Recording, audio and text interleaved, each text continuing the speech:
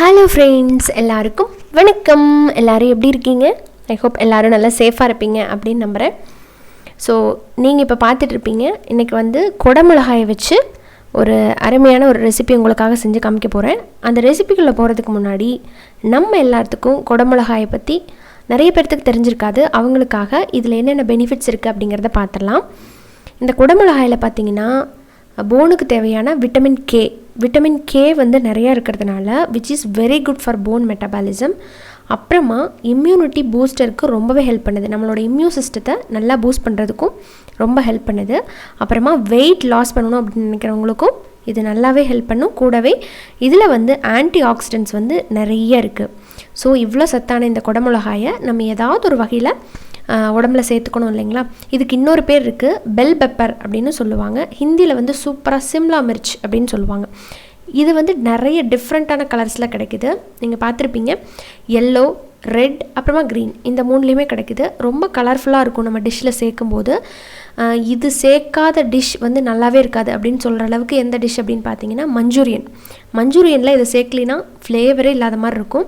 இன்றைக்கி இதை வச்சு நம்ம சேனலில் சூப்பர் அண்ட் டூப்பரான ஒரு சட்னி செய்ய போகிறோம். இந்த சட்னி வந்து நான் இன்றைக்கி ஒரு அருமையாக கேரட் அப்புறமா வெங்காயம்லாம் நிறையா போட்டு நெய்யெல்லாம் ஊற்றி ஒரு ஊத்தாப்பம் மாதிரி அந்த ஸ்டைலில் பண்ணேன். அதுக்கு செமையாக வந்தது.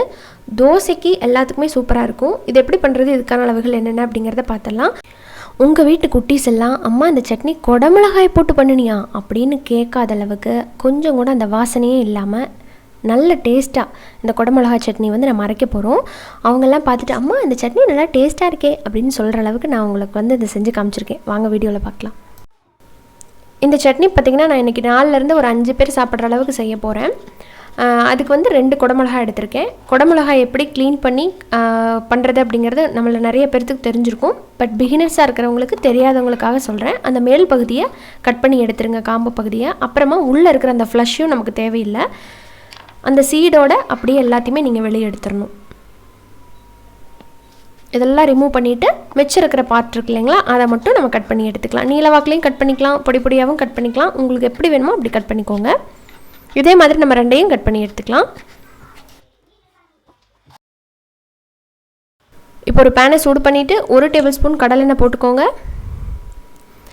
எண்ணெய் சூடானதுக்கப்புறம் இதில் 1 டேபிள் ஸ்பூன் கடலைப்பருப்பு, கூடவே அதே அளவுக்கு 1 டேபிள் ஸ்பூன் உளுந்து பருப்பு, 2ஐயும் போட்டுக்கலாம். ரெண்டுமே சூப்பரான ஒரு வாசனை கொடுக்கும்.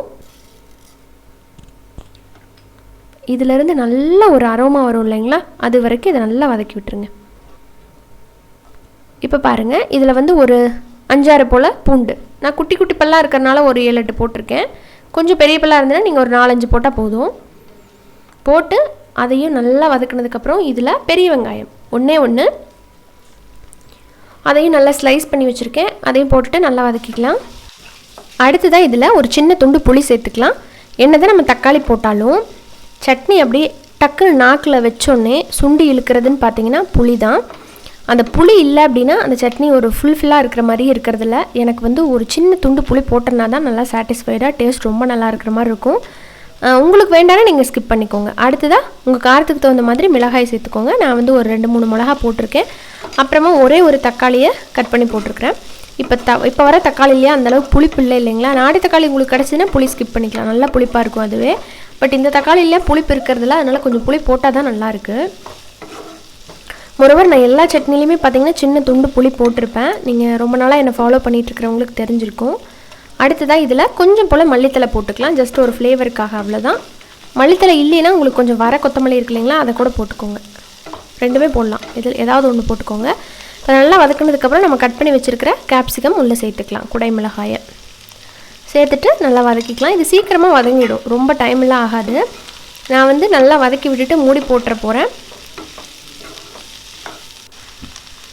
அவ்வளோதான், மூடி போட்டோம் அப்படின்னா ஒரு 5 மினிட்ஸ் போதும் இது வதங்கிறதுக்கு. ஸோ பார்த்தீங்கன்னா கலர் நல்லா மாறி இருக்கும், உங்களுக்கு பார்த்தோன்னே தெரிஞ்சிருக்கும். அவ்வளோதான், இது ரெடி ஆகிடுச்சு. இதில் பார்த்தீங்கன்னா நான் கடைசியாக கொஞ்சம் தேங்காய் சேர்த்துக்க போகிறேன். நிறைய பேர் தேங்காய் சேர்த்த மாட்டாங்கன்னு நினைக்கிறேன். பட் எனக்கு வந்து தேங்காய் சேர்த்தோம் அப்படின்னா தான் லைட்டாக அந்த ஸ்வீட் ஃப்ளேவர் வரும், அது ரொம்ப பிடிக்கும். அதே மாதிரி கொஞ்சம் சட்னி வந்து தரன்னு இருக்கும். ஸோ அவ்வளோதான், ஒரு 2-3 சில்லு தேங்காய் வந்து நல்லா பொடியாக கட் பண்ணி எடுத்துருக்கேன். நீங்கள் துருவியும் போட்டுக்கலாம். துருவி போட்டிங்கன்னா ஒரு 2 டேபிள் ஸ்பூன் அளவுக்கு போட்டுக்கோங்க. தேங்காய் சேர்த்துட்டு நீங்கள் ஸ்டவ் ஆஃப் பண்ணிடலாம். அந்த சூட்லேயே லைட்டாக கலந்து விட்டுட்டு இது ஆறுனதுக்கப்புறம் நம்ம மிக்ஸி ஜாருக்கு மாற்றிட வேண்டியதுதான்.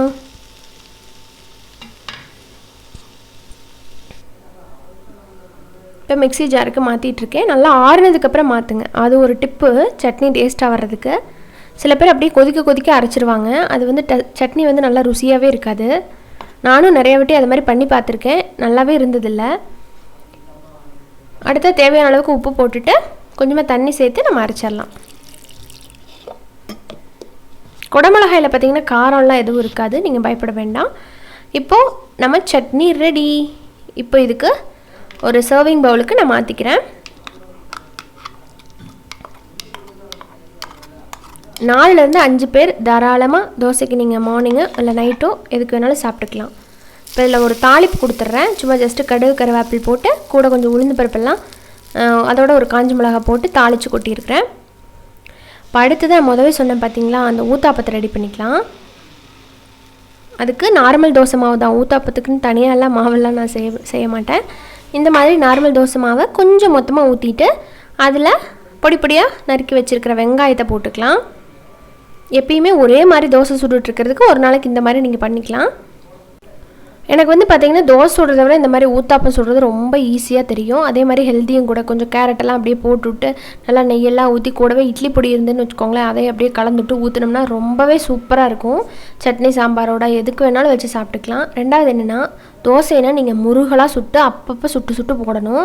ஆனால் இந்த மாதிரி ஊத்தாப்பமாக செஞ்சிட்டிங்கன்னா வரிசையாக நம்ம சுட்டு ஹாட் பேக்கில் எடுத்து போட்டுட்டு எல்லாம் ஒன்றா உட்காந்து சாப்பிட்லாம். அது ஒரு பெனிஃபிட் இருக்குது இது சுடுறதுல. அதே மாதிரி டேஸ்ட்டும் இது கொஞ்சம் நல்லா டிஃப்ரெண்ட்டாக இருக்கும். இப்போ இதில் கொஞ்சம் நான் நெய் போட்டுக்க போகிறேன். ஸோ ஒரு சைடு வந்து நல்லா வேகட்டும், அதுக்கப்புறம் நம்ம திருப்பி போட்டுக்கலாம். இப்போ நம்ம திருப்பிடலாம். வாவ், சூப்பராக வந்திருக்கு பாருங்கள். இட்லி தோசை மாவு எப்படி அரைக்கிறது அப்படிங்கிறதெல்லாம் நம்ம சேனல் ஆல்ரெடி போட்டாச்சு. உங்களுக்கு வேணும்னா சொல்லுங்கள், நான் லிங்க் கொடுக்குறேன், நீங்கள் பார்த்து செக் பண்ணிக்கலாம். எல்லாம் சூப்பரான இட்லியெல்லாம் அருமையாக வரும். வீட்லேயே நம்ம ஈஸியாக ரெடி பண்ணலாம். இப்போ பாருங்கள், நம்மளோட சூப்பர் அண்ட் டூப்பரான என்ன சொல்கிறது ஊத்தாப்பம். எஸ், ஊத்தாப்பம் ரெடி ஆகிடுச்சு. அதோட நம்ம பண்ண ஸ்பெஷல் சிம்லா மிர்ச் சட்னி, எஸ் குடமிளகாய் சட்னி, நல்லா காரசாரமாக நல்லா டேஸ்ட்டாக ரெடி பண்ணியாச்சு. உங்களுக்கும் உங்கள் ஃபேமிலிக்கும் கண்டிப்பாக இது பிடிக்கும். உங்கள் குழந்தைகளுக்கும் இதே மாதிரி செஞ்சு அசத்துங்க. ஸோ உங்களுக்கு இந்த வீடியோ பிடிச்சிருந்ததுன்னா ப்ளீஸ் உங்கள் ஃப்ரெண்ட்ஸ் அண்ட் ரிலேட்டிவ்ஸ்க்கு ஷேர் பண்ணுங்கள், அவங்களும் செஞ்சு பார்க்கட்டும். அண்ட் அதுக்கு மேலே நம்ம சேனல் நிக்கிஸ் கிச்சனை இன்னும் சப்ஸ்கிரைப் பண்ணாதவங்க ப்ளீஸ் சப்ஸ்கிரைப் பண்ணிவிட்டு கூட இருக்கிற பெல் ஐக்கானை கிளிக் பண்ணுங்கள். புதிய வீடியோக்கள் உங்களுக்காக தேடி வந்துகிட்டே இருக்கும். ஸோ தொடர்ந்து நம்ம சேனலை பாருங்கள். இன்னொரு இன்ட்ரெஸ்டான ரெசிபியோட மீண்டும் சந்திக்கிறேன். அது வரைக்கும் நன்றி, வணக்கம்.